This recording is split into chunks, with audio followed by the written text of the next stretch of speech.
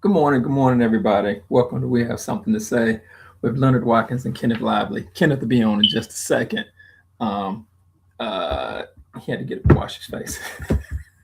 He's not gonna like that. I said that. Uh, Thanks for joining us. For those of you that haven't gotten here just yet, we're gonna talk about some topics, kind of piggyback on some of the stuff we spoke about last week. Um, just some things that happened this week. One of the things I told you last week was when we first started this show, I didn't necessarily envision it as being a um, political show. And what I'm starting to realize is that uh, people don't always want to talk about politics all the time. And with the age we're in and the atmosphere in the air, um, they just want to talk about some other stuff. They want to get away. We're not going to totally go away from that. We're going to try to blend it in politics and stuff that happens in our community. Because I always come from it from a standpoint of what's going on in our community and how what is happening affects our community as a body. And with that being said, I literally woke up this morning and jumped on that crack machine called the phone and saw this post about Zoe Zaldana, that her name from Avatar, and she was showing a post of her, um, standing in her panties and stockings, and she posted a picture, and I always run to the comments to see how people respond to it, uh, and I just think, what is this weird fascination with men trying to police women's bodies? This shit is just weird. I mean, it's just fucking weird. For since we can damn near remember, men have been policing women's bodies, what they can, what they can't do, women's sexuality, and this shit at 2025, dude. This is some weird shit. You got some issues, and even some of the women in there, like Zoe Zaldana, you're an Oscar winner. Why are people like you and Halle be out here showing your bikinis and blah blah blah blah blah, and it's beneath you? Number one, it ain't your goddamn body. That's number one. Number two, the weird part about this is that so many people are mad at women, men in particular, because the comments from men are just some vicious shit, and particularly women over 50. The weird part is that women are now in a position to control the narrative, and as I posted on there, control the narrative and this and the financial distribution of their own bodies. And y'all and people are really, really pissed about that. You had this idea in your head that based on how you were brought up in your religion, which sometimes, to be honest with you, y'all want to have a conversation like about that. We could do that all day. Because a lot of y'all are not gonna want to watch my show if you hear how I feel about some of this organized religion and how I was brought up in Christianity, the bad parts about it. You mad that they taking control of their own narrative, particularly women over 50. You mad that women over 50 are showing themselves in their bikinis? Why? Like really, why? It's their body. You don't have to sit there and watch it. You don't have to stay on that page. You can go by it, as Brian would say. You can scroll past without making some shitty ass comment. But dudes be on there making the shittiest comments. Just the shittiest comments. And then you go to your page and you're like, bro, you're not in no position to comment about anybody. Like I think the post Hallie did the other day, showing her walking around in her bikini on vacation with her partner. Now then the comments came in, just comments after comments after comments from dudes. The vitriol was ridiculous. It's just ridiculous, the comments that were coming in. And now that women are taking control of the narrative, they're making their own money off their own bodies, which was generally a realm controlled by men. It's like men are mad about that shit. And what changed my mind about it, what really started helping me change my mind and grow with it is this, and I don't watch Tubi anymore after Roland showed me how Tubi was just like Fox, and I wasn't going. Hey Eileen, was going to just use black people to grow their station. Like, anyway, that's a tangent. Anyway, on Tubi they had this mini documentary about OnlyFans.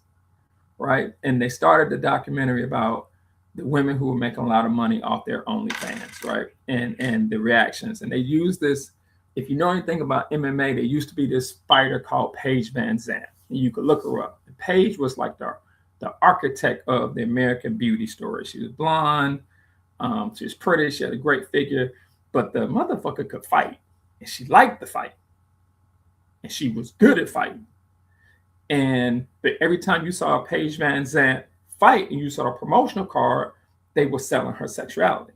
You know, they show her in a bikini, they show her in this, and she was talking about how, man, I like to fight, and she really could fight. But that, you know, when she would see the promotion, she was like, I understand what you're doing, but I don't necessarily like it because it doesn't promote my skill set. Morning, Stacey. It doesn't promote my skill set. So now this is on, again, this is on Tubi. And it was talking about the rise of OnlyFans. So she said that, you know, people didn't know that I wasn't getting paid a lot of money because most MMA fighters and fighters at that level don't get paid a lot of money. But she was saying, but her pay-per-view, what Dana White and UFC was making off her pay-per-view would be in like the hundreds of thousands of pay-per-views, right? $25,000-$30,000. So on this one particular fight, you know, her husband or her boyfriend at the time, she was trying, and she said she was struggling. She was struggling to make money, make ends meet, blah, blah, blah, blah. You know, she didn't have any health insurance. I think she had a son, a child. She didn't have any health insurance. She was living in a rental apartment. She was living in an apartment. She said, but I was always the top person on these tickets. I was co-sponsor. It's kind of like when Ronda Rousey was at the top of the ticket. But they sold Ronda's fighting ability. They showcased Paige's Marion. They showcased Paige's sexuality. You know, kind of like, you know, you would showcase Raquel Welch. I did too. Yes, I did change it. I did change it, and I just don't know what's going on with it. But you know what? When Kenneth comes on here, I'm gonna disconnect. I got to disconnect it just for you. I did too change it. That's not true. I did change it. Got it, then changed it. So what Paige did on one of her biggest fights was her boyfriend was telling her, Paige, Dana's using your sexuality, and he's using it to sell pay-per-views. You might as well use it because they're gonna use it anyway. So she said she made the tough choice to set up an OnlyFans right before the fight. And she didn't tell Dana White, who was running UFC. She didn't tell him she was doing this. And so the day before the fight, if I recall correctly, again, you could pull it up on Tubi, the day before the fight, she decided to go public that she had started an OnlyFans for herself. And it would go live the next day, the day of the fight. And the day of the fight.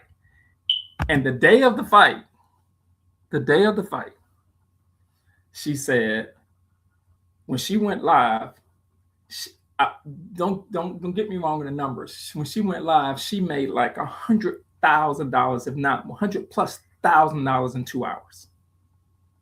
$100,000+ in 2 hours. The day she went live, she ended up having like 50,000 subscribers before the fight. That was later on that night.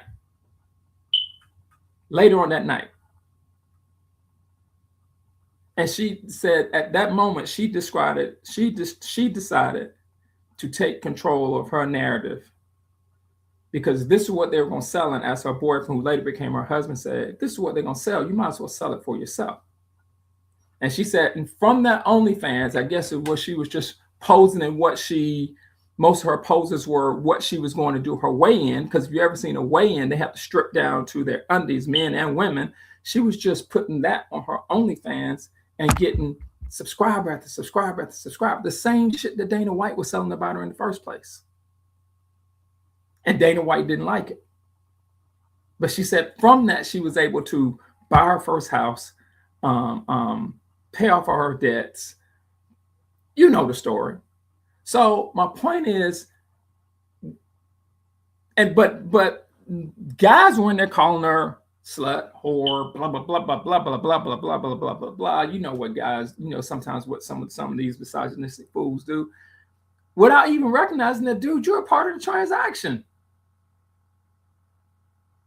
So it was cool for Dana White to do it. It was cool that Dana White was able to sell her sexuality, but you had a problem with her saying, no, if anybody's going to sell me, it's going to be me.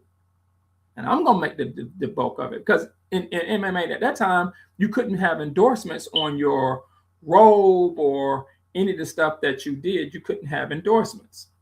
So Dana took that ability to make money. They didn't have any health care. So when I saw this thing with Zoe Saldana and then the thing that happened, I guess, with Halle Berry last week, it was like, this is just some weird shit. And you have just, and it's a whole genre of men on the internet that just go on and pick out women on the internet and criticize what they're saying. It's kind of like Kevin Samuels. And I didn't necessarily have a problem with Kevin Samuels because I'm not going to say everything he said was wrong. I'm not going to say everything he said was right. I used to always, when people were bringing it up to me, I had a couple of friends bring them up to me. My question to them would be, hell, the only question you should have is, would you want your daughter to marry him? That's the only question. He can't have all the goddamn opinions he wants. But as a father, would you want your daughter to marry Kevin Samuels, a man who had been divorced 3 times? Is that who you would want your daughter to marry? My answer was always a flat out no. So shit, I was like, okay, well, I'm gonna take what he says with a grain of salt.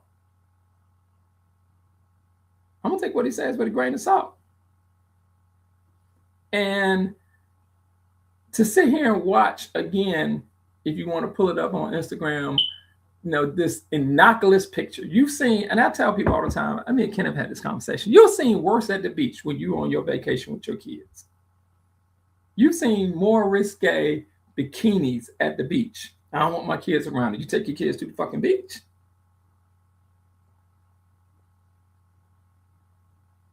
So is you gonna stop taking your kids to the beach? And that again, the vitriol. I'm literally talking about the vitriol that was coming from it. The vitriol that was coming from the comments that I saw. And I see anytime Halle posts this, just vitriolic comments, and a lot of them coming from Black men, and I just don't get that, because I'm like my cousin Eileen said, shit, you gonna got it, you might as well flaunt it. Shit, I'm gonna look. Like Brian always says, was nothing more powerful than the male gaze. And Stacey, as soon as Kenneth comes on here, I'm gonna disconnect that thing one more time, like I had it disconnected 2 weeks after y'all told me to have disconnected and changed the battery. It just becomes like white noise to me. It doesn't bother me. But this civil, I'm not gonna call it a civil war because it might not be as bad as social media says it is. This tug of war between African American men and African American women is it's ridiculous. And 90% of the time, I know that's anecdotal evidence. I align myself with the women because it's like some of the comments are, dude, you just ridiculous. You're ridiculous. It's like, why do you even care about that? I don't care about that. Why is it such a big deal? But so many men get away with way worse.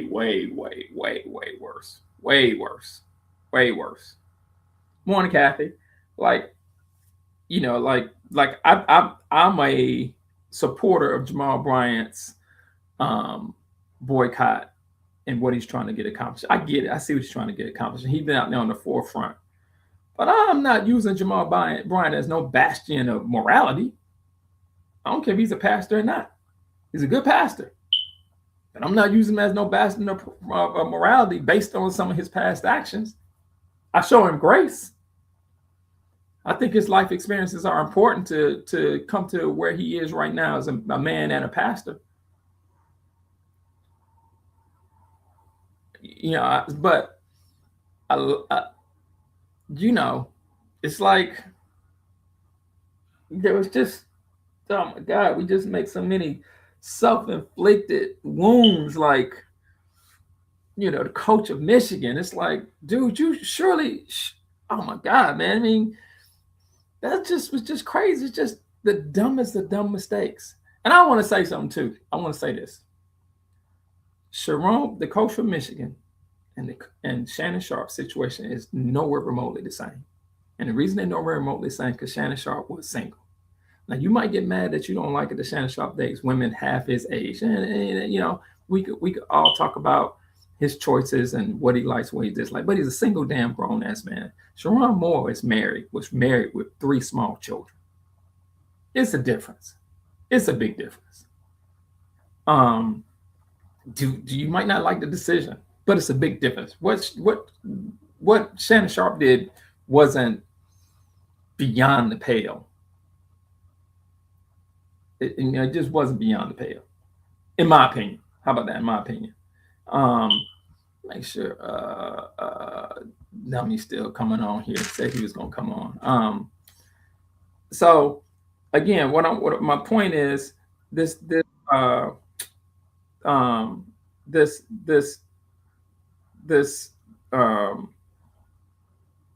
this fascination that men have,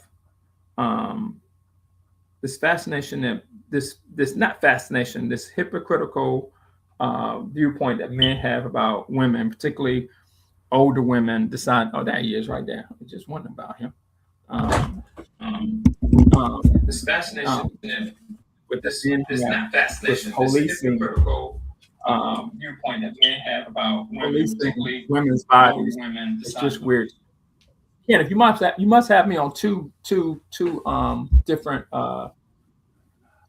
computers. That's probably why we're getting feedback. Hallie got her only Oscar connection. I'm not even on there. Oh, you're not? I'm not on there. No. Okay, I'm trying to figure out why you're not up on the stage. Let me see. Let me see what happens to you. Because I see your face. I'm gonna remove you. Remove you and come back on again. Add to the stage. Let me figure out how we get this. Marion says Callie got her only Oscar out there connection with Billy Bob Thornton. Since then, in my opinion, that's all she's known for. That's not all she's known for, but that is that was the only reason she got it. You know what I said? Are you saying she got it because she had a sex scene? Yeah. That wasn't the best sex scene I ever seen in my life. So if they gave it to her for it wasn't the best sex scene, but it was that scene. Do you remember anything else about the damn movie? Yeah, I remember Puffy.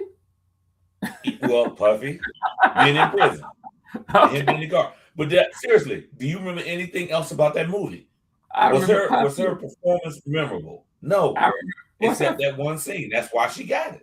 Nah, I don't think her performance was memorable, and I got to figure out. Go back out and come back in because I can't add you to the stage for some reason. It's not letting me add you to the stage, and that's a problem because I can hear you clearly, but I don't think everybody else can see you. But no, sure, stay right there. They probably can hear you. They just can't see you. I remember the chunky little kid. I remember the premise of the movie. And I don't have a problem with let me say this. Hallie was known first for oh man, what's the Spike Lee joint, y'all? That I'm missing. With Samuel Jackson, she played the crack addict. Oh my goodness. Do the Right Thing. Hallie was known first for Do the Right Thing. Then Hallie was known for Coming to America. So let's not diminish her career just for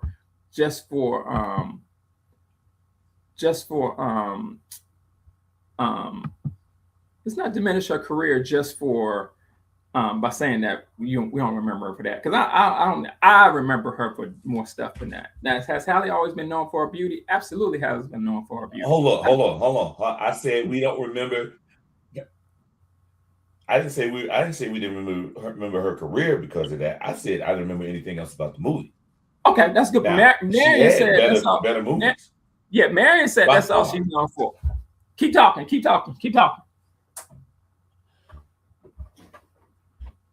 No, I was saying her that role wasn't memorable, except for that part. Now, she's had other roles where I think she did a better job. The one where she was the desperate mother chasing for a child and all that. I think that was a better performance to me. Hell, even the one that she did in what movie was that? Her first movie, where she played the crackhead with Samuel L. Jackson, Jungle Happy Stacy. She played what's his name? Boomerang. Oh, what? Yeah, Boomerang was a better performance. What was what's his name? What's his name's Samuel L. Jackson's role? What was he called? Gator.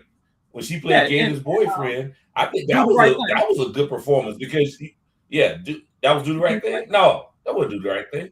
That was Jungle Fever. But that Do the Right Thing was the one with getting spikes. Yeah, Jungle Fever. Has she been nominated for any other films? No, she hasn't. But Mary, that's not uncommon. Yeah, that's not uncommon though. Yeah, the point I'm trying to make is that she's known for that. Yeah, no, it's not uncommon that actors only get nominated once or twice, or they may never get nominated ever again. There's plenty of one-time nominated actresses, plenty of them, and actor. There's plenty of them.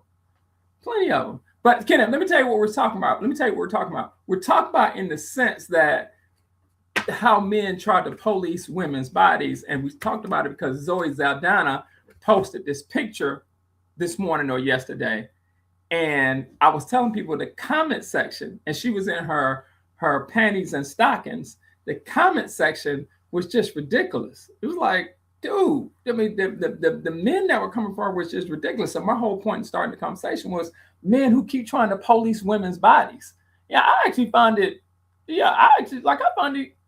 kind of cool that women over 50, particularly Black women, are finding their voices in this medium. I don't give it. I hope they make all the money in the world. Personally, if you're in good shape and you're 50, Zoe Saldana is over 50.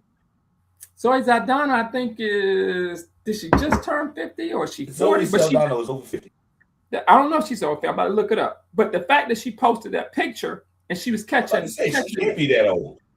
I'm about to pull it up. Keep talking about the subject. I'm about to pull it up. She is. No, I'm just saying you throwing out information. It don't sound like it's right. She's 47. But hey, listen. I'll say this. I don't have a problem with her doing it either. She's doing it to catch attention and all that, to get more attention and all that. That's all it is. It's an attention getter. That's all it is. I don't care about her doing that. She looks good. Let me say this. On that documentary I was telling them about the although I can't stand them damn commercials she's doing. She's so stupid. Yeah, I think her career. I'm more concerned about her career in terms of the commercials that she's doing, the T-Mobile things. To me, that's a sign that her career is declining. She's just trying to make some money at this point. She's smart. That's what I'm thinking about. She's smart. You know. I know. I didn't say. I just. What I'm saying is this: is that when you start doing stuff like that, you just like when people start doing those singers start doing those "Mama, I Want to Sing" plays because their career hasn't, their career hasn't whatever it's declined over the years. That I equate that with that, and I think that's a shame. To be quite honest, I really think that's a shame. But there was a lot, back in the day when they had "Mama, I Want to Sing," "Mama, I Lost My Left Shoe," "Mama, can you help me with my rent?" All them, them those plays that played the chitlin circuit, we used to call it. They play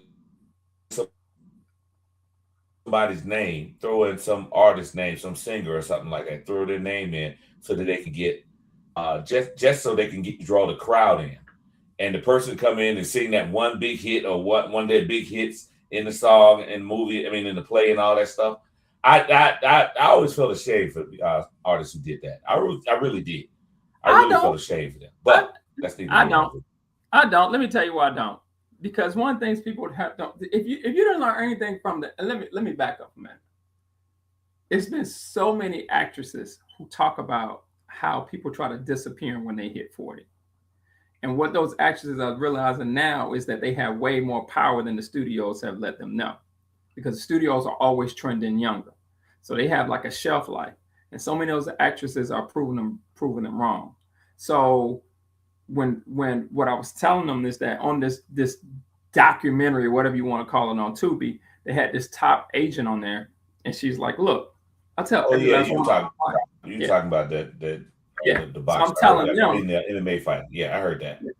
Yeah. But it's I'll say this, and that's just the way our society is generated to entertain men. Let's be real. Everything that they like it. One trend that I noticed, which I kind of don't like, is they keep doing all these shows where they show this strong, independent white woman, and the black women are just wallpaper in the background. You know, on these TV shows. Let's say this. When I watch TV, I watch a lot of crime shows because I've been in, a cop. So I'm always interested in how they do things and all this stuff and how it is based on and compared to reality. But a lot of these crime shows, when they have all these characters on there, they have a strong white woman on there, and they'll have a black woman as wallpaper. The one show where they had a strong black woman on there was The Equalizer with Queen Latifah, and I actually liked that show. I actually liked it because it was an interesting storyline. And they canceled that after about three or four seasons. They canceled it. But I always liked the show because it portrayed strong black people in there. All the main characters, every single one of them was black. They were strong. She had a daughter. She was a single mom, raising her daughter's teenage daughter, and showing all the stuff that the daughter's going through because she's young, black, and thoughtful, and she wants to change the world. She lived with her aunt. Lived with her aunt. Aunt was turned out to be bisexual at some point or something like that, which I didn't understand that storyline. They just went all off the rails with that. And then she had her ex-husband who was a doctor. She had the guy that she was interested in who was a cop, who was a single father, blah, blah, blah. All this stuff. This showed real black people doing stuff, even though the Equalizer part is not it's not real. But they showed the complexity of black life, and that's what I like. On these other shows, they show the complexity of the white woman's life or the white man's life, but don't talk about if there's a black character, they're just a shell of a human. Yeah, you understand what I'm saying? So I do, but you giving us a whole rundown of goddamn network television. Okay. I said we can hear you. You giving us a whole rundown. You gave everybody a 10 minutes soliloquy. You did a 10 minutes soliloquy on some documentary. No, I gave no. And I heard that too. I heard all of it. That's not what While I did. I was brushing my teeth, I heard all That's that. not what I did. What I was talking about is this weirdness of men trying to police women's bodies. That's why I want to know what you think about that. Talking about. So what you think about that? I was saying they gear a lot of things in entertainment toward men because they understand that men are visual creatures. We like to look at a nice looking woman. Period. We will tune into a show or to a woman's MMA fight, not to see them beat the hell out of each other unless you like seeing that, but to see the women in bikinis and all that, or whatever their fighting gear that they have on, or at least with the crop top or bra or whatever. That's And then also, I know people who look at volleyball, women's volleyball, because of the little things today. So that sells. That type of stuff sells. And I really don't understand why they have these women, these girls wear those outfits in volleyball. That makes no sense to me. It serves no purpose. Well, purpose wait. except I have a for friend of men mine. to look at. I have a friend of mine whose daughter plays volleyball, competitive volleyball. He comes up. In fact, he went to Clark. His daughter is on the volleyball circuit, and a lot of the outfits they wear. We might know the same person then. Is for competition. I know a guy with 2 daughters on the volleyball circuit, and it has nothing to do with. His name is Anthony, but it has nothing to do with. The outfits they wear has absolutely nothing to do with sexuality. It's just you can't hide women's bodies, and because I want to pivot to something you were just talking about, you can't hide women's sexuality. Hold on, so why can't they just wear shorts then? Regular shorts. Some of them do wear shorts. What's the point of that? Wait. But some of them. I've never seen. And I'm serious as a heart. Well, what about track? Seen any volleyball team wear shorts? What about track? Track. Well, you know what though? Track thing, and I was gonna bring that up. Track.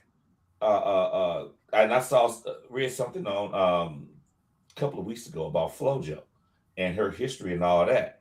FloJo actually changed that the way women dressed in track and field. When she started wearing those the one-legged ones and all one-legged leotards or whatever those things are called, and the shorts became tighter and all that, she started doing that.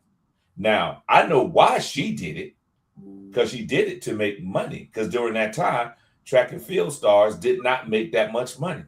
If you were a pro track and field athlete, you didn't make a lot of money because it wasn't really a pro circuit. It was all amateur. So you had to supplement your income with somehow. So what she did, she came up with a clothing line. And she took advantage of the fact that she was a beautiful black woman with a hell of a body. Excuse me, y'all. I had to say that. I love FloJo. But that's the point. Wait. And that's the point. Fast. No. That's the point. The point is what you just made. The point is what you just made, which is this. I know that. For years, men have sold women's sexuality for their own pockets. And what's going on right now is women realize I'm going to sell my own sexuality for my own pockets. The question is, why do men have such hard times with it on social media? Because I get sometimes it's bots, but sometimes it's real people making shitty ass comments. And well, let's say this. I'll say the ones who do that, I really and truly think they don't like women. Let's be real. And then they're influenced because you have those guys. What are they called? Incels? Is that what they're called? Yeah.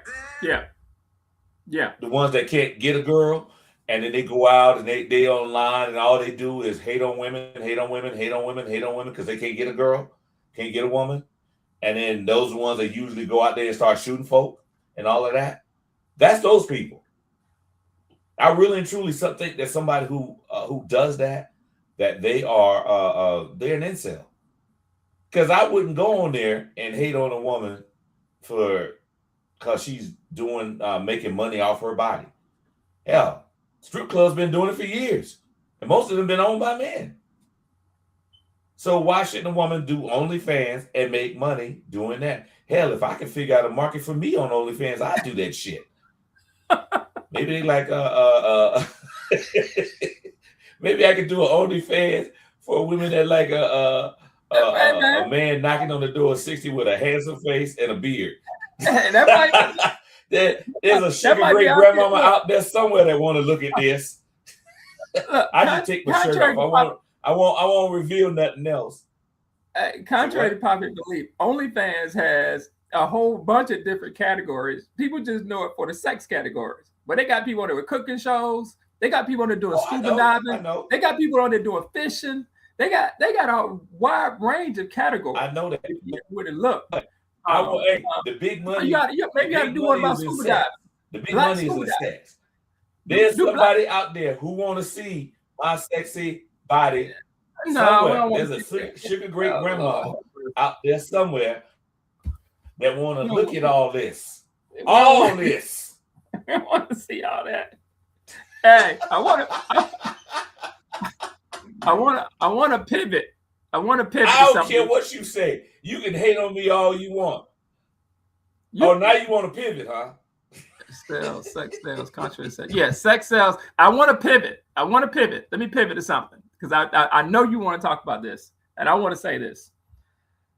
Look, the Anthony Joshua Jake Paul fight. Too many of us are making it a racial issue. It was not a racial issue. I don't give a damn what y'all say. It was a circus. It was designed to be a circus. Anybody that's done combat sports in any way, shape, form, fashion, whether you practice, whether you've been in a boxing gym, whether you went in and sparred anybody, nobody expected Jake Paul to beat Anthony Joshua. Anthony Joshua is 6'6", one of the top 10 heavyweights in the world, and used to be the heavyweight world champion. Jake Paul knew he didn't have a chance to beat Anthony Joshua.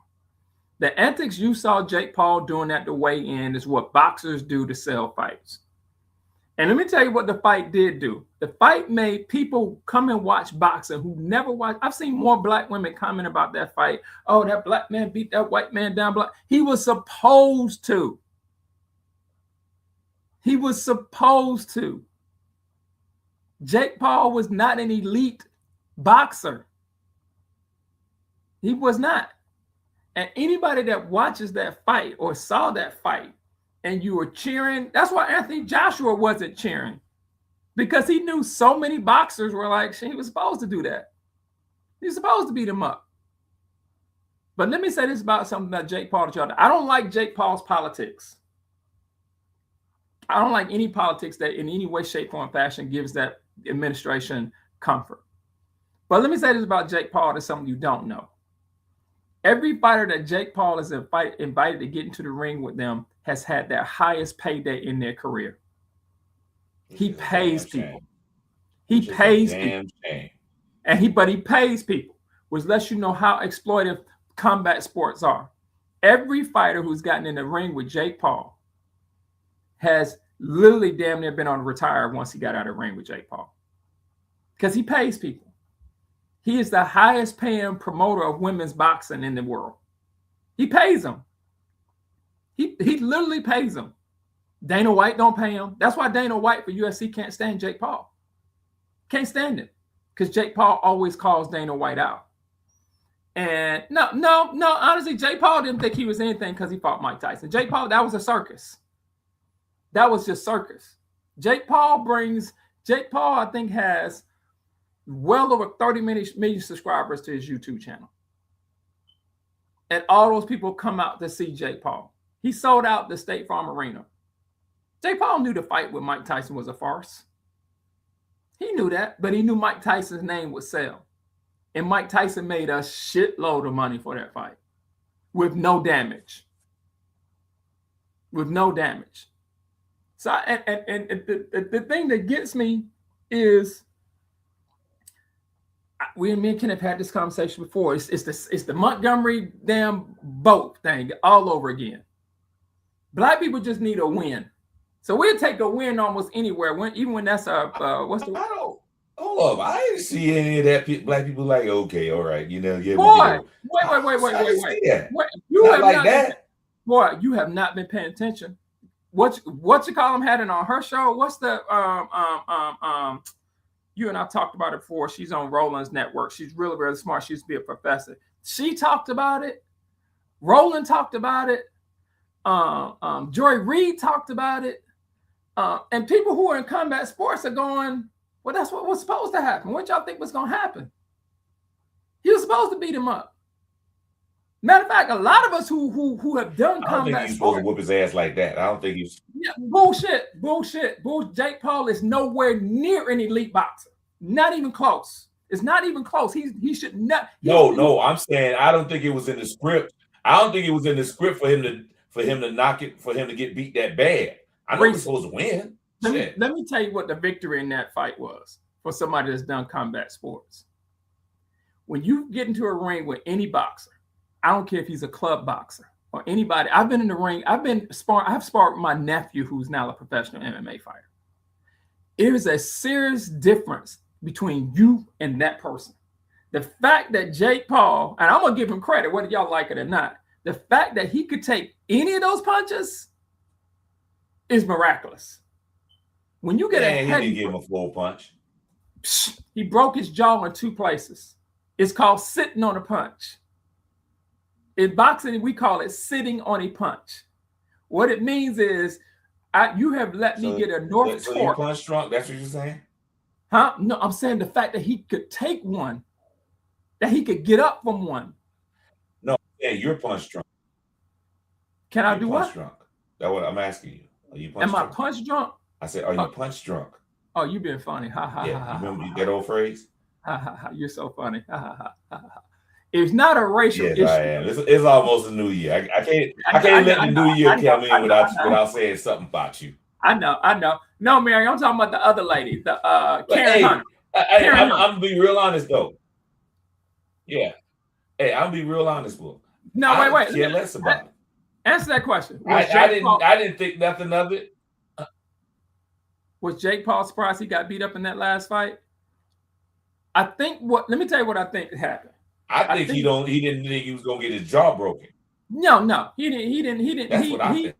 Yeah, I think he went in. I think after, I can tell you right now, the first punch let him know that he wasn't supposed to be in that fight. The first real punch he got in the first round, which is why you saw him running, let him know this is a different fight. I'm in here with an elite boxer. I'm in here with an elite person that can literally, really, really permanently hurt me with one punch. Literally. That's what he's been doing since he was 8. And that's why he get into the ring with anybody else. Jake Paul's fault were not elite, weren't elite boxers. They just weren't elite boxers. Now I'm thinking about Karen Hunter. Karen Hunter did a show on it about what it said. I'm like, that's not what it says. That might be what it says for black people. But any of the boxers that you're looking at there, they all of them saying, well, that was supposed to happen. That was supposed to happen. And a lot of the boxers are saying the fact that he got in that ring with Anthony Joshua, knowing that he was not in any way, shape, form, or fashion qualified. Matter of fact, most people were calling for them to cancel that fight.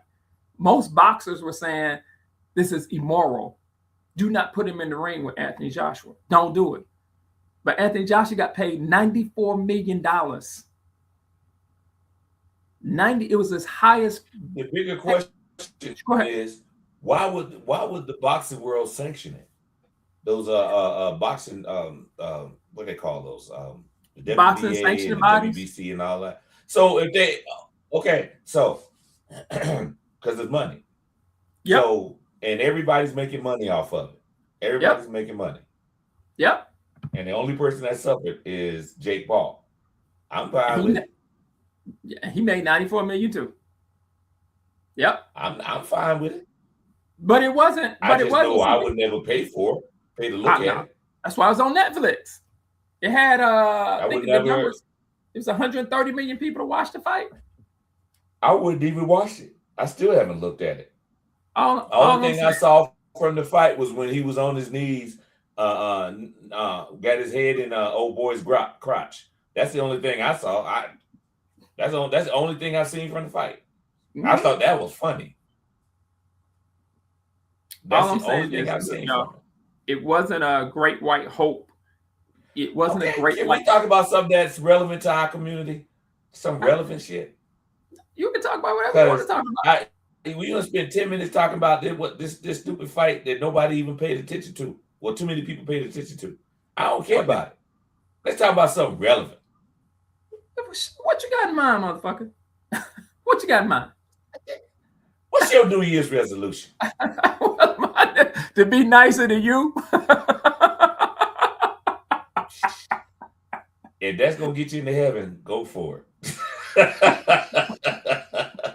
No, I really and truly and I don't know if you talked about this before we got in on this Nigeria thing. I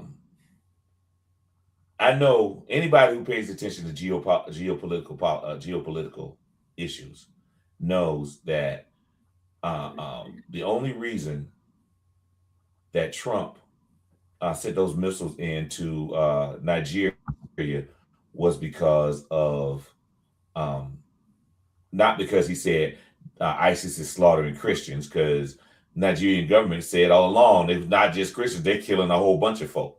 And he don't care about no Christians or anybody else in there. And don't even care about Christians in this country. So why the hell would he care about Christians in Nigeria? He don't care about the Nigerians. The only reason he sent those missiles in is because he wants that oil. Because Nigeria has a huge oil reserve. Everybody who pays attention knows that shit. And he wants control of that oil. So, and I know to do that, to get them to do it, Nigeria had to sell its soul. The Nigerian government sold its soul. I know that president sold his soul, or prime minister, whatever. I know he sold his soul to get them to do that. I have a problem with that. I have a serious problem with that. If you have an internal issue with ISIS and they're killing folk, God damn it, send your military in there and take them out. Or if you want, borrow some missiles from somebody else. But don't send that fool in. Don't have that. Don't sign a deal with the devil, because what's going to happen is he's going to find a way to monetize, to make money for himself, not the country of the United States, for himself. And what that's going to do is cause a problem down the line for Nigeria, a serious problem. Because you're going to have to deal with him and all those people he worked, who he's in the back room dealing with. You're going to have to deal with them for a long time. And once again, it's going to be like when Europeans partitioned Africa. They're going to come in and take all those resources, just like Stacey said, minerals and resources. That's what he's doing. They're going to start pillaging Africa all over again. And that Nigerian president set that shit up. That right there is something that concerns me. I don't give a damn about no Jake Paul. I don't give a shit what he said. I don't give a shit about him getting his ass whooped. The boxer who beat him, I didn't even know who the hell he was, and I ain't even remember his damn name now. But that shit right there is important. It's extremely important. To who? To who? To the black anybody of Africa. It should be to anybody of African descent. All of us.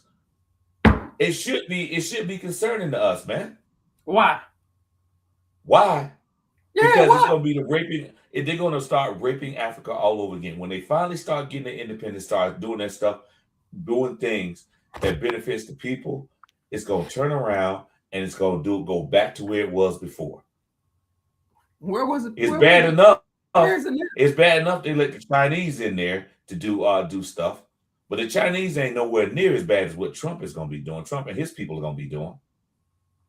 It's going to mess up Nigeria. What? Reba Marion said, I'm trying to figure out why this is so. If you're talking about from a humanity point of view, okay, fine, no problem. But you want to have a blunt conversation about the shit, we could do that too. I have no problems having a blunt conversation. Nigeria ain't just shit for the African American community. Not a goddamn thing. See, hold on. You said it's important. I said it's important. It's important to everybody. It should be important to the world. You always equate what have they done for black people. You said why does it why black Americans? Why does everything have to do with what have they done for black people in America? Why does it always have to come back to that? Why can't it be just a situation? You want to ask? I really don't want these people to suffer. Why can't it be that? Why can't we have that part of humanity? You want to answer to that, or you just want to talk? You want me to give you an answer? Oh, my opinion. Give me your educated answer. I'm gonna give you mine. Let me tell you why. Because since Reconstruction, and I stand down on this, since Reconstruction, this group of Africans out of the diaspora who live in this continent right here, called the USA, has went out of our way to try to protect everybody on the planet, including people outside of our continent. We have spoke up on everybody's goddamn behalf all the damn time. We have voted on everybody's behalf. We have a history of always voting the right way. We have a history of voting to let people into the country. We have a history of sending help. We have a history of getting on their side. We have a history. We helped. We didn't do South Africa. We didn't end apartheid, but there's no doubt that we helped bring it to you pound the table. Yep. Huh? Hey, that doesn't mean just because you're on the table does not make your point more valid. You never want me to finish my explanation, do you? You just can't help yourself, can you? You want to know? Listen. You going down the same road you always go on with it. Okay. Ain't nobody done nothing. That's for my us. right. That's okay, my right. We get it. Okay, no, we don't get it. I get it. I know. But you said you're giving the same explanation for everything. Why we can't support nobody else? I didn't say no. That's not what I said. Don't take it out of context. I did not say we can't support nobody else. You did say that. No, I said we always support other people. And what I did say was you asking me to jump into a geopolitical situation with a country. I didn't ask you to jump into it. I said that we should be concerned about it. Okay, and I asked you why. You want to parse words, that's fine. And I told you why. And they got the largest military. And then you said every time we always do things to help everybody else, but nobody comes to help us. That's what you said. That's what you were alluding to. I think it's a shame that Trump is using this to steal minerals and resources. I do. I think it's a shame. I think what he's doing in Venezuela, I think it's just the issue of manifest destiny. But I'm not interested in Pyrrhic victories. I'm not interested in manifest destiny. I'm not interested in Pyrrhic victories for African Americans anymore. I'm just not. I'm tired. Well, I'm tired. It's been 60. It's been. Wait, let me finish, bro. You gotta learn to let me finish, bro. You gotta learn to let me finish. It's been 60 years since I've been on this planet. 60, and I don't think African Americans have asked for anything that's out of the ordinary. And the people with the resources, the people who control the resources, the people in Nigeria who control the resources. They have the oil, they have the resource, they have the military, they have everything they need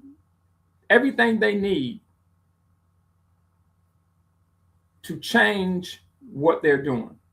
You know the United States military is a force to be reckoned with.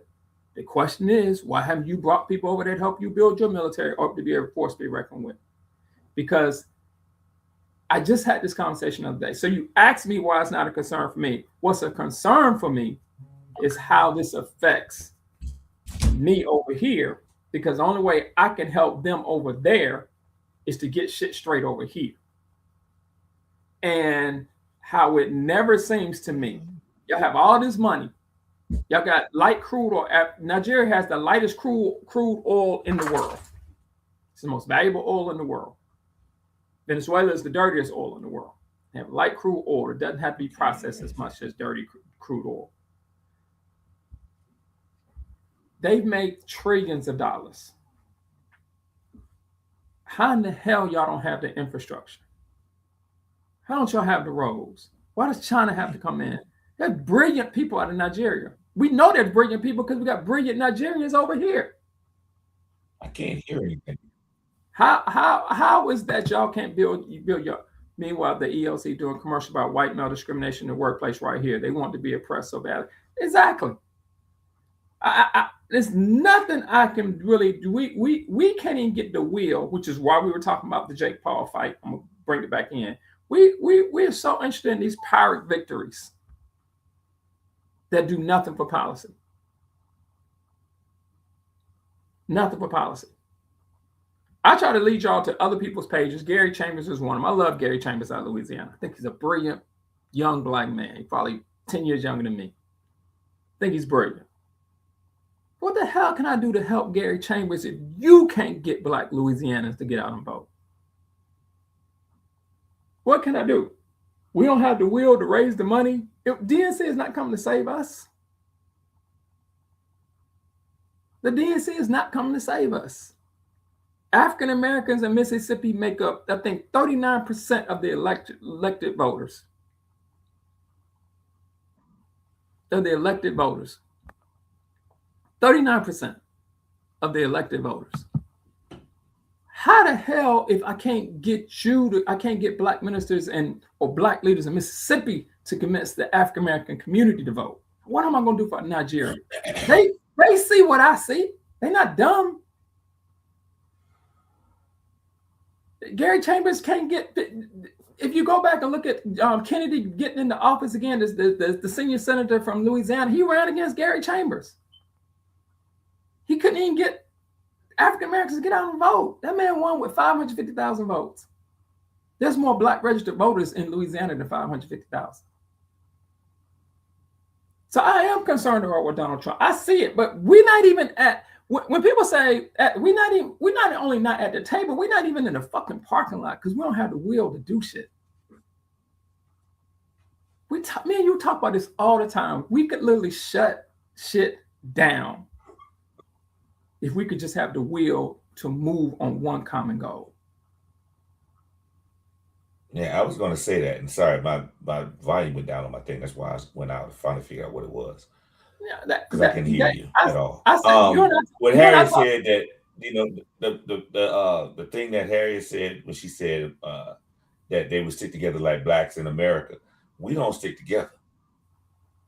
We talk a good game, but we don't do the game.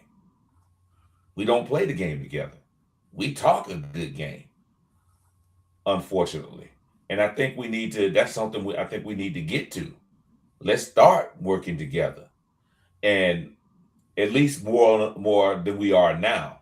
You have people in our community that's working against our community, literally and figuratively working against our community, in our community, who live in our community.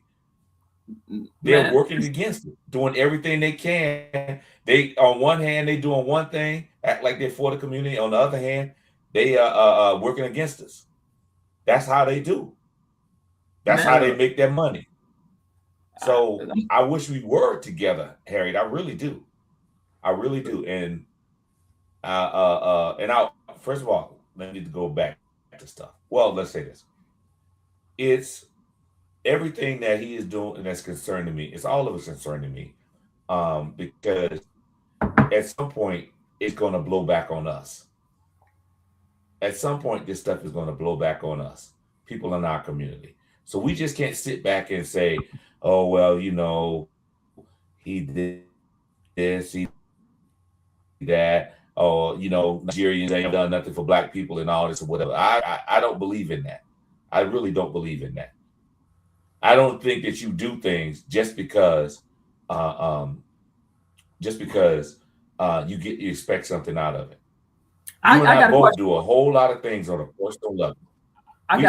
We do a whole lot of things on a personal level. Leonard, let me finish. Okay, go ahead. My bad. You always tell me I don't let you finish. Let me finish.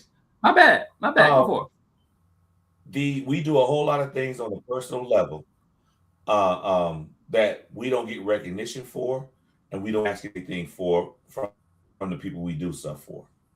And anybody I do something for, this like, how can I repay you? How can this? No, just pay it forward. So this whole quid pro quo thing that you keep talking about, what have they done for us and all this? We ain't doing it for them. We doing it for us. We doing it for us. Let's support Nigeria, the Nigerians, not the government, but the people of Nigeria the best we can, because it will help us in the long run. And anytime that if the continent of Africa, as Harriet said, as we both said, if they could work together on stuff, they wouldn't need all these other countries to come in. China, the United States, and all that. They wouldn't need them to come in and finance their operations. They have independence, but they're not independent. And then they still have all this colonial baggage where one group can't get along with another group. And it's usually the poor people that suffer, and the leaders of these movements and coups and all that, they don't suffer. But the people that's fighting on their behalf do. It's the poor people that suffer. And that's who I'm showing love to. That's who I'm concerned for. The president of Nigeria, he sold his soul. He had to deal with that when he sold his soul. But I'm from Nigeria who are going to be exploited by all this. If you want to, they have this military in Nigeria. If they want to get rid of ISIS, they could have been done that. They could have been done it. They could have took that same compound out. They didn't need a whole bunch of missiles to do that. They didn't need no missiles coming from a U.S. ship to do that. They could have been took them out. But now they done sold his soul. He done sold his soul to the devil. And we got to figure out a way to save the people. Not the president, but the people. Because there's going to be, in the long run, at some point, there's going to be some infighting. Another civil war because of what he just did. When not with ISIS. I'm not talking about ISIS. I'm talking about with the other Nigerians that are there. Because they invited the enemy into the house. And the enemy's going to start exploiting them, and they're going to take down that government. That's my thing. And the innocent people are going to get killed. But sir, the floor is yours. See how gracefully I did that? Yeah, you said a Am whole I bunch talking to of myself? nothing. You said a whole bunch of nothing. Am I talking to myself? No, you're not talking to yourself. I hear you. I'm talking now. Let me say a bunch of nothing. Okay. Yeah. All right. Yeah. All right. I see how you do in 2025. Okay. I got six people. I got 6 people watching right now. And here's my question to those 6 people. I want you to type it in the comment. What is the both things that sell due to the power of money, aka plain old fashioned greed? What do all of us, what can we all agree on to say, if we can't agree on one thing, we can agree on this in order to move our community forward? I'm just curious if we all got the same answers, or at least in the same ballpark. Because the truth of the matter is, until you have the will to pull in the same direction, we can't help anybody. The reason people come over here and do and say the stuff that we say is because they don't see us as a formidable force. And the reason they don't see us as a formidable force is because we don't see ourselves as a formidable force. We can't even get on the same page that African American women need to be protected at all costs. We can't even get on that page, which, as me and Marion talk about all the time, that's basic. That's some basic shit that Black men should be. I know they get on my goddamn nerves. God dang, it's some hard, but they got to be protected at all costs. We can't even get on that page. We can't even get on that page. See, I have a visceral reaction to folks telling me to continue to two things, because this is two separate things that are totally opposite each other. Number one, let me deal with what something you just said. The poor people in Nigeria. There's only been one change in the government without extreme violence, and that was what Mary about to say. That was in South Africa. It's only been one. The rest of them, when it comes to changing government and changing systems, it's a complete slaughter. And I don't know if in history if you're going to change that, because the people are going to have to rise up and they're going to end up slaughtering other people. And that's literally what these white guys in charge of the U.S. government are saying right now. And they literally doing. They slaughtering. They slaughtering because they said they can, and we want to reassert our power. If that means that Black people and people of color have to die, so be it. That's what's happening in Israel and Gaza. They slaughtering. It happened in Vietnam with Ho Chi Minh. It happened with Genghis Khan, who killed up to 40 million people. And the truth of the matter is, there is no fear of African Americans in the United States or elsewhere. And here's what I've been saying to people. It doesn't have to be a physical fear, because African Americans don't have to do any of that. African Americans can just stop. That's what the Montgomery boycott movement showed us. We just literally could stop.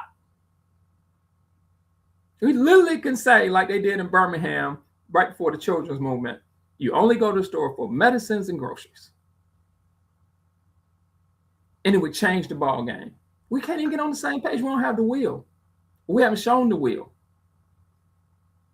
And now we find ourselves in this position where all our rights are about to be pushed back, because that's what they're doing. Because honestly, between you and I and the rest of y'all listening, I'm worried about what January is going to bring. Because if Bob hadn't shown anything from the OMB, he goes all out and he has this big goddamn big thing he does in January. So what's coming in January? What's the push going to be for in January coming up to the midterms? Because it's going to be something big. We don't even have the Democrats Hollering was left out of my comment. We don't have the Democrats in place that can convince African Americans to get out there and vote, as you and I say all the time, at a 75% clip. We need 34 million people are registered African American voters. We can't even get them to vote at a 75% clip because we don't even have a voice that can get out there and say, all over the South, you need to get your ass out there and vote at all costs. It ain't Hakeem Jeffries. It ain't Lucy McBath. It ain't Nikema Williams. It's not David Scott. It's not Hank Johnson. It's not Meeks out of New York. It's not Richard Torres out of New York. They in the senior leadership positions, but they don't represent Black people in the South. Because motherfuckers don't even want to talk the language. We talk about this all the time. And I just told you this the other day. I meant to tell you this. I'm going to tell you, you got the greatest comedian of our generation using language that other Black folks don't want to use. And way more influence than you and I have. But he ain't telling people to vote. He not on the stump telling people to vote. Too scared. And we're not even talking about rioting. We're not even talking about taking up arms. I'm just saying, just don't do. We don't want to admit it. We don't want to admit to Black men that we have lost the will to do what the fuck we supposed to do. And everybody can see it. And you don't want to admit it. And until you admit it, we can't do anything about it. I don't want to admit it. We're not our ancestors. I say that all the time. You're damn right we're not. We're not little 5 women, working women strike, Washington women strike in Atlanta that changed the whole system. We're not them 5 women. We're not A. Philip Randolph. We're not Diane Nash. You're right. And that's why we find ourselves in the position we're in right now. Find ourselves in that position. See, the problem is, once again, as I said, the problem is everybody's waiting for a Messiah.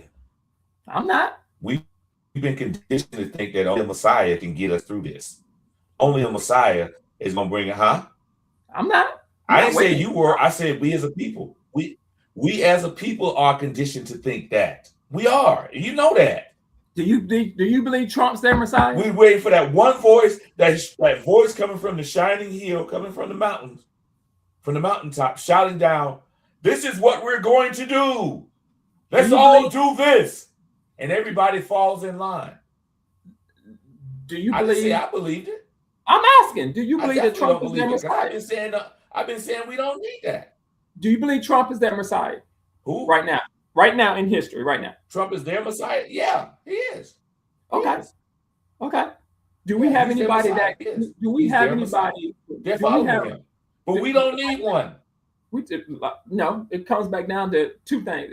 Not 2 things, more than 2 things. Because we started this conversation about you being mad at me that I said that wasn't a concern of mine about Nigeria. And I said, I'm really making my concerns right now about how we're going to get mad as well as you. Huh? Matter of fact, I'm gonna come knock on your door and punch you in the eye. I'm gonna knock on your door and punch you in the eye for saying that. That's how mad I am. Saying what? We gonna fight today. Matter of fact, hey, meet me on the corner at 3:00. Who are you talking about? Meet me on the corner at 3:00. Which comment you talking about? You said I'm mad at you. I said meet me on the corner. No, I'm not mad at you. All the comments you made today. I'm not mad at you. You said, hold up. You said you told me that I'm mad at you because no. you made. That's what you said. No, that's a misspoke. I'm not mad at you. Okay, I misinterpreted. I'm not mad at you any comment that you made. Okay. That was hey, but still meet me on the corner at 3:00. We're gonna fight. I gotta whoop your ass before the end of the year. Okay. You gotta took this ass with me before the end of the year. I'm gonna bring Lenny Jones. Just in GP. I'm gonna bring Lenny Jones with me. Bring Lenny. Hey, I ain't scared of Bellamy. I'm from Meadow Grove. I ain't scared of Bellamy. I'm from the Grove, baby. Look. I ain't scared of you bougie Negroes from Bellamy. Dave speaking of which. Oh, have mercy. No Augusta stories.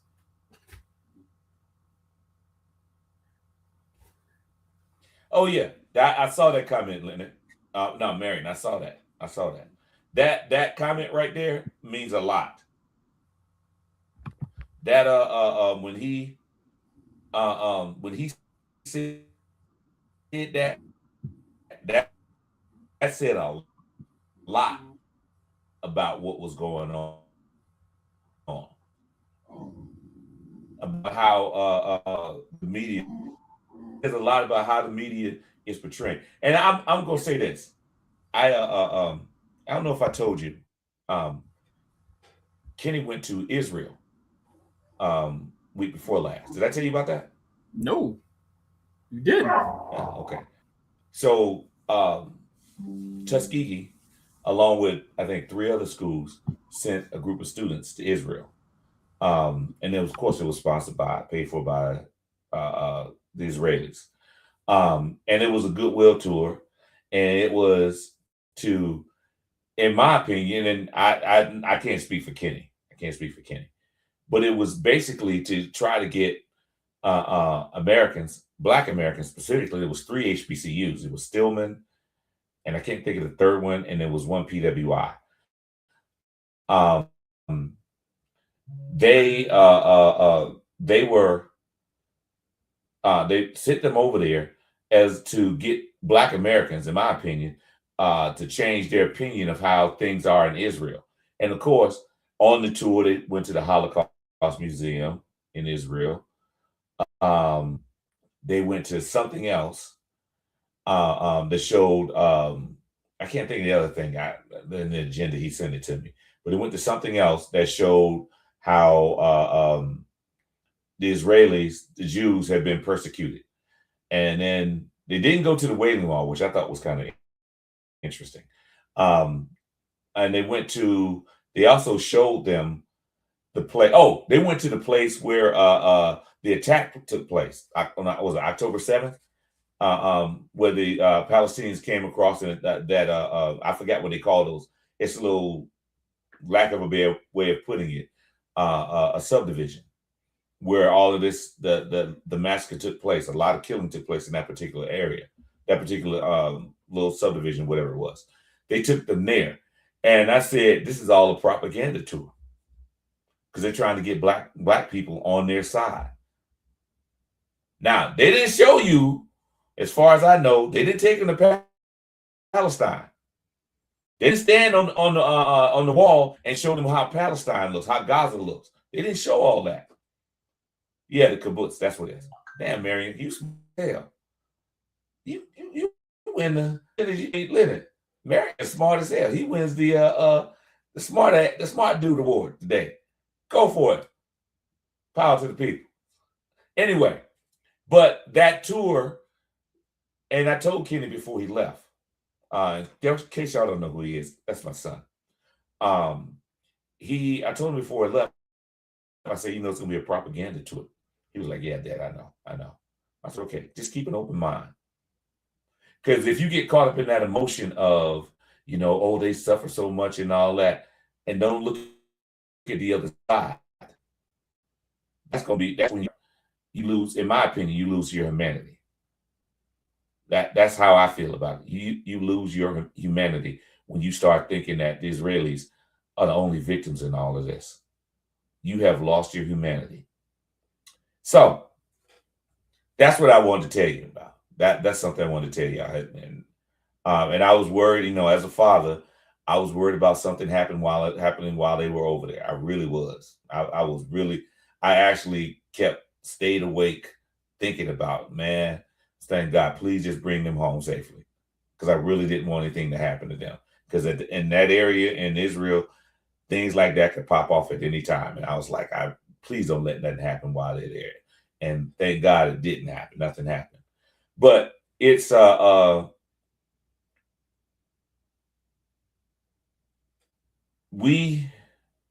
getting to your point, back to your point of that we move the needle and all that, and I agree with you on that. I would never disagree with you on that. I just think that we need to stop worrying about what we're going to get out of it from other people who benefit from our thing. People going to hate on us no matter what, man. As I told my children, I tell my students this too. I said, people going to like you because you're Black, because you're tall, because you're short, because you're light skinned, because you're dark skinned, because you have good hair, because you have bad hair, because you have good teeth, no teeth, because you have green eyes, brown eyes, people are gonna, no matter what your situation is, because you're smart, because you're not smart, people are going to hate on you when you're black. And I tell my Latino students too, same thing. They're gonna hate on you. There's people in this country that do not like us at all, no matter what we do, no matter how nice we are, no matter what we do in life, no matter what our station is, how intelligent, no matter, we're going to have haters. We're going to have people who dislike us. The question is, what are we gonna do? Because if you sit back and worry about what other people think about us, we're never gonna go anywhere. We're never gonna do anything. We just got to move. And this whole thing that we were talking about and I was saying earlier that we are waiting on a Messiah. We just keep waiting and waiting and waiting and waiting for a Messiah. And when one doesn't show up, we don't do anything. That's a bunch of bullshit. I've said it before and I'm going to keep saying it. Whatever you can do, do it. Get your friends group to do it. Get your family to do it. Because it has to start with one person and they can mushroom from there. That's it. In this age of social media, you can influence a whole bunch of people just by being online. I'd like to think that Leonard and I are influencing people. I would like that we're doing the positive thing. I hope we are. We don't do this. At least I don't know about me, but I'm not doing it for likes. I do it because I enjoy doing it. I enjoy coming on here and talking shit. This is the highlight, and I'm not kidding y'all. A lot of times, this is the highlight of my week. I've had a hard-ass week at work. Seeing a lot of things that I didn't want to see, heard a lot of things that I didn't want to hear. Coming on here is therapy for me. Answer that question. Providing information. What? I can't see it. Let me ask this. Should the HBCUs have boycotted that trip? HBCUs have boycotted that trip. And listen, I'm going to tell you, and I thought about the same thing, Lenny. That first thing that popped in my head. What are these schools getting out of it? And I'm sure they're getting some money out of it. And to be quite honest, I ain't got no problem with that part. Because the way I see it is like this. I know my son. I know how I raised him. And I know how he thinks. So this trip is not going to change his feeling about the Israeli-Palestinian situation. It's not going to change it. At least it shouldn't have anyway. I know it showed him a perspective he'd never seen before or seen in person, but I don't think it changed his mind about what Israel is actually doing to the Palestinians. That part, I don't think it changed his mind. And I will clarify that actually to make sure, see what he says, because I hadn't really talked to him in depth about it. We did a little cursory conversation. But the universities, I'm sure they got a donation. And I ain't got a problem. Like I said, I have no problem with them getting a donation. Devil's money, as long as the devil don't control what you do. And I'll say this. It's going back to the tradition of when Tuskegee was founded. Tuskegee got money they got money. The people, Lewis Adams was his name. He was one of the founders of Tuskegee, if I'm not mistaken. He brought in Booker T. Washington. They got money from the racist legislators in Alabama to start Tuskegee. So we'll take racist money because that racist money is helping us in the long run. They got racists in the state of Georgia, giving money to Albany State, Fort Valley, and Savannah State. We'll take that money. Matter of fact, we'll take more of your money. We need to get more of your racist money. I ain't got no problem with it. Had no problem with it at all. As long as the money, as they say, the money don't know where it came from. As long as that money can be used for good, give us more. You want us to send more students next year? God damn it, give us another donation. We'll send some more. Our students know who they are. They know what's right.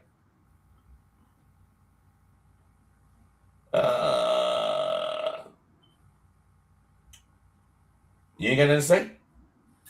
I was trying to read the thing, man. Go ahead and say something. Go ahead and say something while I read what Vincent wrote.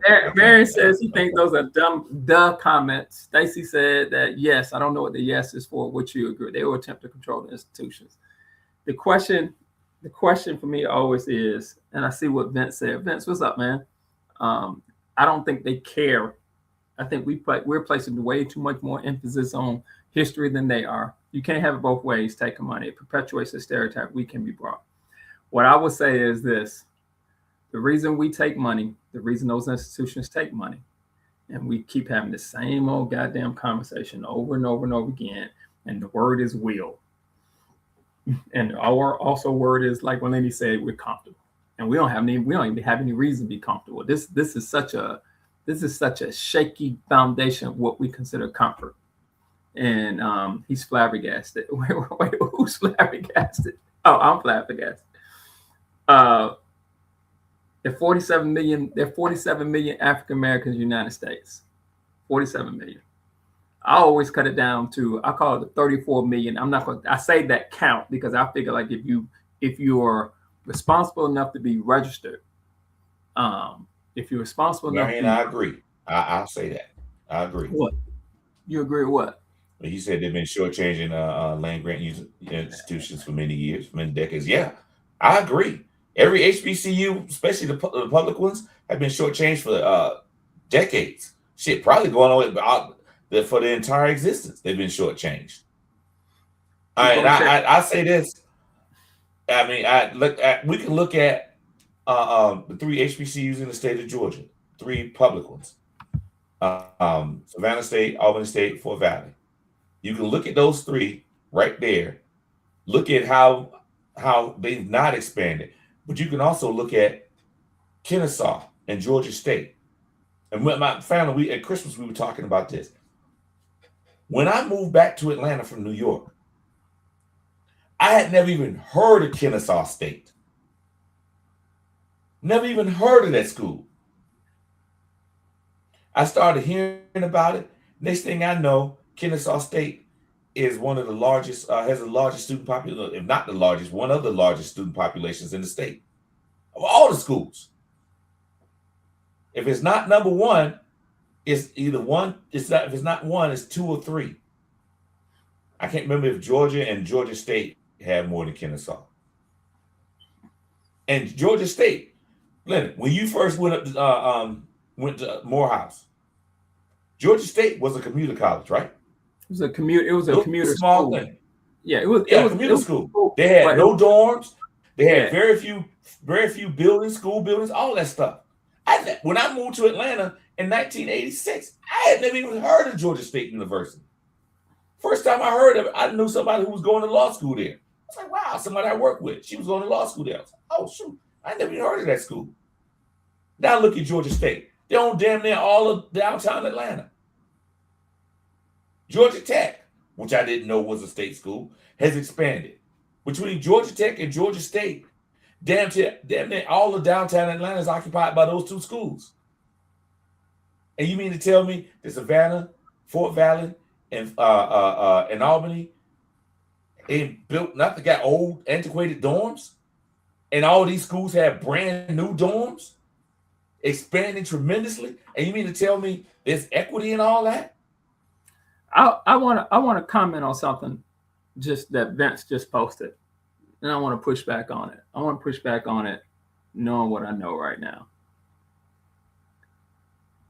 We're literally asking HBCU presidents and executives to keep these schools alive, damn near on a shoestring budget compared to other institutions.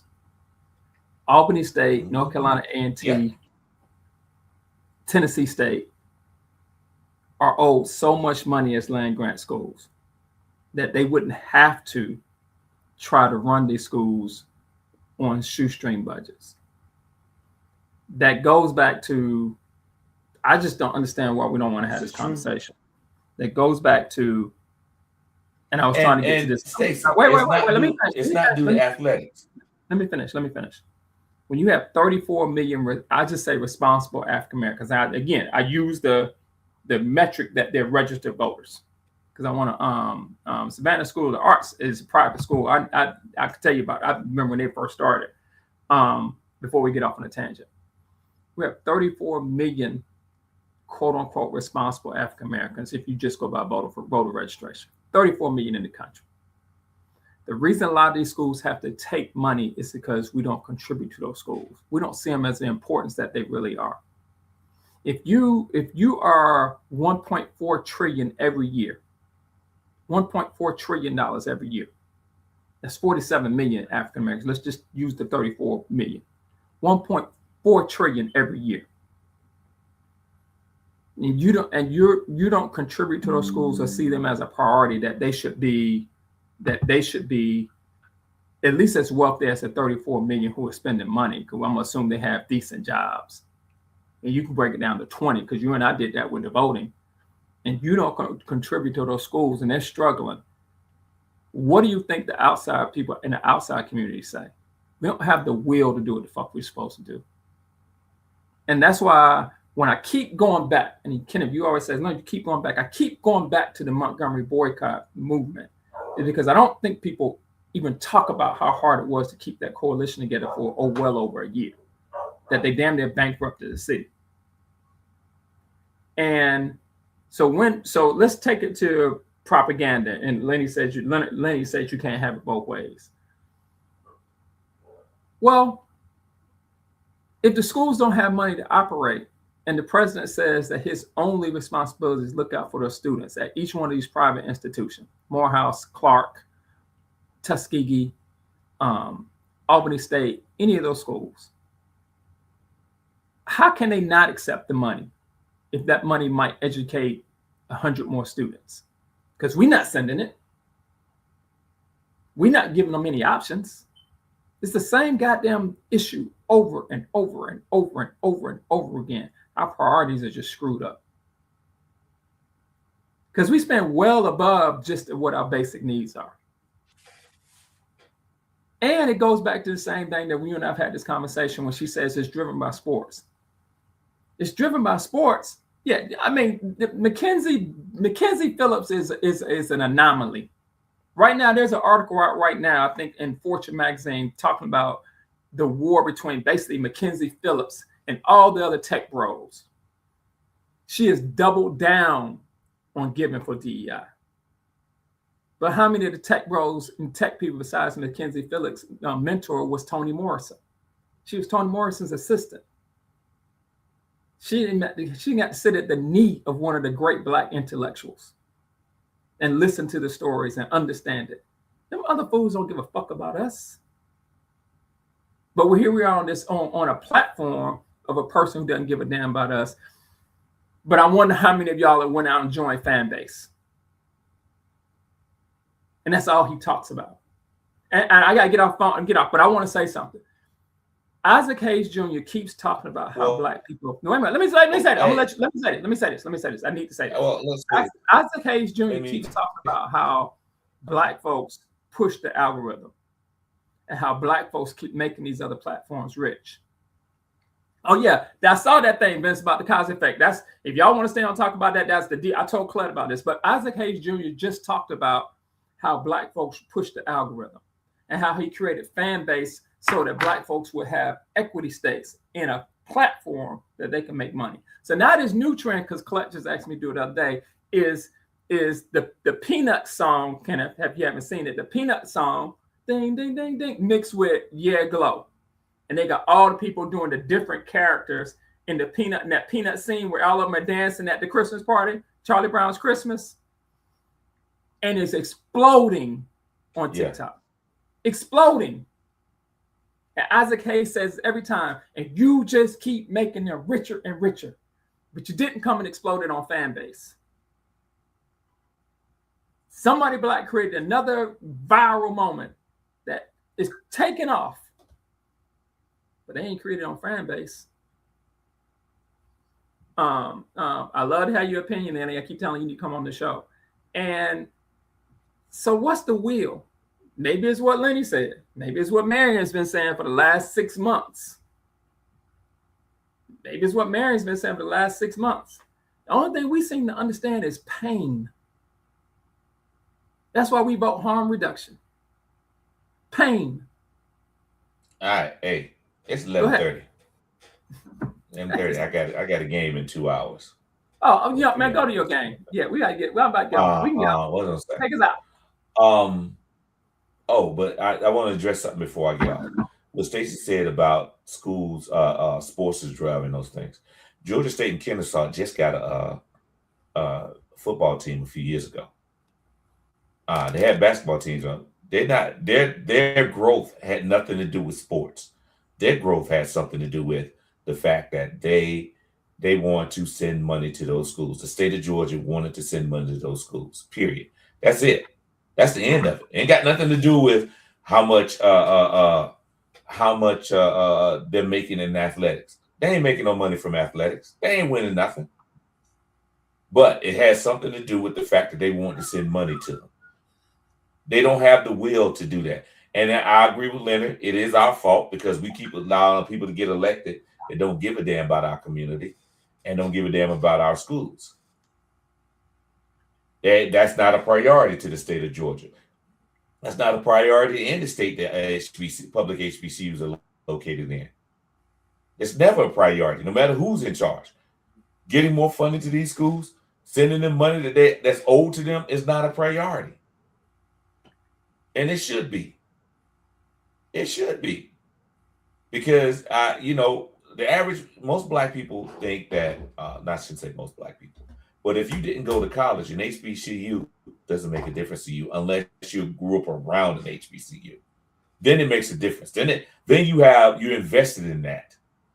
I mean, if you go to Tuskegee, Tuskegee is a small town, and the lifeblood of that town is that university. And everybody from Tuskegee that I've ever met has a vested interest in Tuskegee succeeding. Not only in the university itself, but in sports and all that. They have a stake in that. They take it personal. They love the school. Just about everybody I've met, even if they didn't go to the school, even if they left and went somewhere else, they still have a love for that school. And that's how it is at a lot of HBCUs. If you grew up around one, you still have love for those schools. So we just need to put people in place that's going to start taking care of our HBCUs.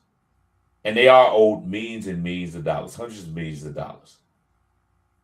Every single one, I can't say that for private schools, even though they should be getting something. I think they've been shortchanged too. But the states at least need to start paying HBCUs that are state-funded, state schools. They need to be paid their due. The back and what they're owed now. Everything. But listen, y'all. It's been good talking to y'all. Leonard and I can't speak for Leonard, but I'm going to speak for Leonard.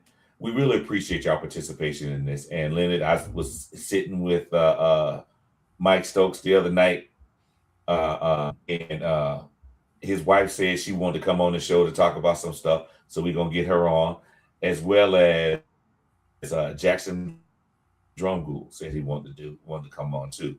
And plus another brother that I know from Tuskegee said something to me a while ago, and I kept forgetting about it. So we're going to add some more people around here to come on and talk about this stuff. Now, when y'all get on here now. Please. Don't come over here and get tongue-tied. Don't be scared. And you say something, I'm going to jump on you just like I jump on Leonard. Yeah, when you come in that door, everybody get treated the same when they come in that door. Hey, man, take us out. You come with something weak, we're going to jump on you now. Don't take the ass personal. Take us out. Take us out. Because me and Lady y'all have a good me and Lady already got a problem. Take us out. Please. I'm trying to. I was saying y'all have a good rest of your holiday season. Please have a safe safe New Year's Eve, please. And if you one of the people that like to shoot guns on New Year's Eve, please don't do that shit no more. Please let that shit go. That's a tradition in our community we need to let go. Let that shit go. But y'all be safe. Have fun. Much peace and blessings to you in the new year. And we'll see y'all next year. Deuces. Peace, y'all. See you later.